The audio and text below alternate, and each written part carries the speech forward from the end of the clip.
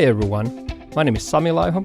Welcome to my course, Exploring the Hidden Gems of Sysinternals Toolkit. I am a Senior Technical Fellow at my own company Adminize. This course is the last course on a 9-part learning path on Sysinternals Toolkit. We have focused on the biggest tools on previous 8 courses, but now it's time to look at the hidden gems that most admins have never heard of.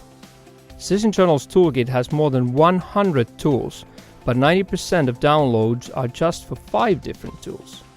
Let's dig into what you have most probably missed.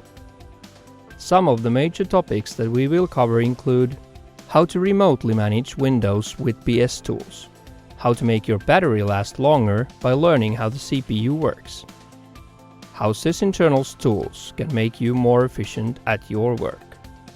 By the end of this course, you'll know the most hidden secrets of the Sysinternals Toolkit.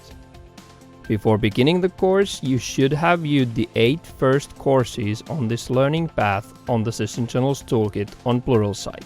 I hope you'll join me on this Exploring the Hidden Gems of Sysinternals Toolkit at Pluralsight.